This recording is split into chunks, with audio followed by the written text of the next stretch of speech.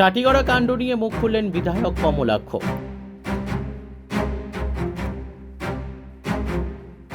উন্নয়নের চেষ্টা করলে কিছু মানুষ খারাপ পান, আজকে সেটাই দেখলাম, বললেন বিধায়ক কমলাক্ষ। আজ মন্ত্রী পীযূষ হাজারিকার সঙ্গে কাটিগড়া গিয়ে একাংশ দলীয় কর্মীদের বিক্ষোভের মুখে পড়তে হয়েছিল বিধায়ক কমলাক্ষ দেব পুরকায়স্থকে। এ ব্যাপারে নিজের প্রতিক্রিয়া দিতে গিয়ে বিধায়ক বললেন, আজকাল উন্নয়নের চিন্তা করলে একাংশ লোকের সহ্য হয় না। স্থানীয় কারা এর সংজ্ঞা দিতে গিয়ে বিধায়ক বলেন, বরাক উপত্যকার সব মানুষই স্থানীয়। তিনি জানালেন, কাটিগড়ার অনেকটি স্লুইস গেট অকেজো ছিল, যা তিনি বিভাগীয় মন্ত্রী পীযূষ হাজারিকাকে জানিয়েছিলেন। সেই অভিযোগের পরিপ্রেক্ষিতে আজ কাটিগড়ার স্লুইস গেট পরিদর্শনে গিয়েছিলেন মন্ত্রী পীযূষ হাজারিকা। করিমগঞ্জ থেকে সুস্মিতা দাসের রিপোর্ট, নববার্তা টুডে।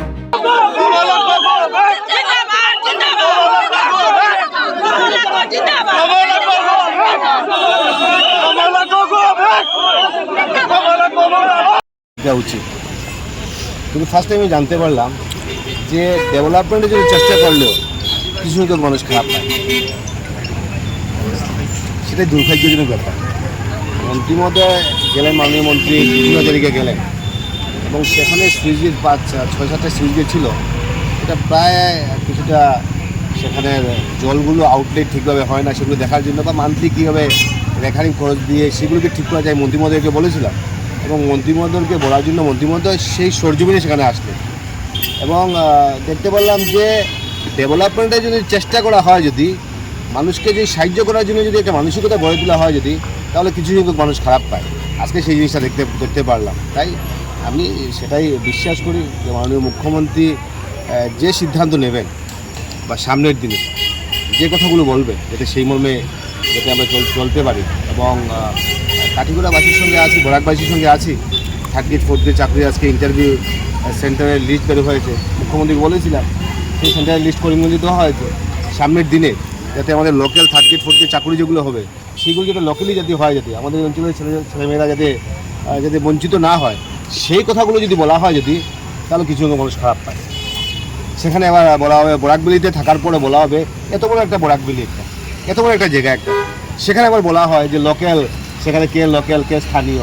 আরে বরাকবেলি আবার স্থানীয় না স্থানীয় কী হলো? আর বরাকবেলি তো সবই স্থানীয়, এই অঞ্চলের সব আমরা স্থানীয়। এই অঞ্চলে বরাকবেলিটাই একটা আমাদের বাঙালিদের, আমরা বলবো আমরা সব বাঙালিরা সেখানে একটা সবাই মিলে একটা সুস্থ পরিবেশের মাধ্যমে থাকি।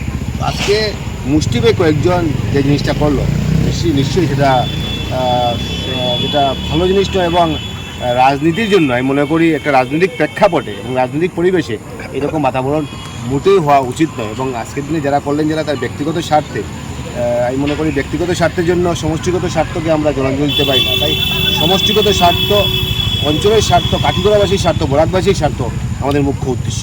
শোনা গেছে যে এটা অমরচাঁদ জয়েন করিয়েছে, সেটা কতটুকু সত্যি? সেটা আমি আপনাকে বলতে চাই না, কে করিয়েছে সেটা আমি বলতে চাই না।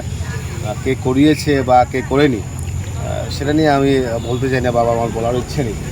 কিন্তু আমি মনে করি যে আজকের দিনে আমি জানতে পারলাম যে উন্নয়নের জন্য যদি আপনি চেষ্টা করেন, যদি আপনি ইন্ডোর স্টেডিয়ামের জন্য যদি চেষ্টা করেন, যদি আপনি অডিটোরিয়ামের জন্য যদি চেষ্টা করেন, যদি আপনি মিনি স্টেডিয়ামের জন্য যদি চেষ্টা করেন, যদি আপনি বারুণীঘাটকে যদি একটা আউতিস্থল করার জন্য যদি চেষ্টা করেন, যদি সেটা ট্যুরিজম প্লেস করার জন্য চেষ্টা করেন, যদি তাহলে কিছু মানুষ খারাপ পায়।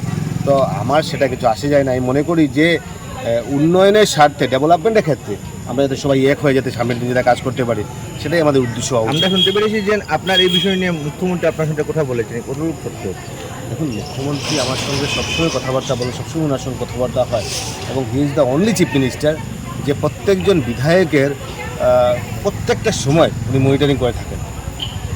এবং he is a visionary leader, যে কীভাবে করা উচিত, কী করলে ভালো হবে, কোন স্টেপ দেওয়া উচিত, কোন দিকে চললে আমাদের সমাজের একটা সুষ্ঠু সুন্দর পরিবেশ হবে। মুখ্যমন্ত্রী সবসময় আমাদেরকে সাজেশন দিয়ে থাকেন। সামনের দিন ওনার সাজেশনের মধ্যে যাতে আমরা চলতে পারি, সেটাই কামনা করছি।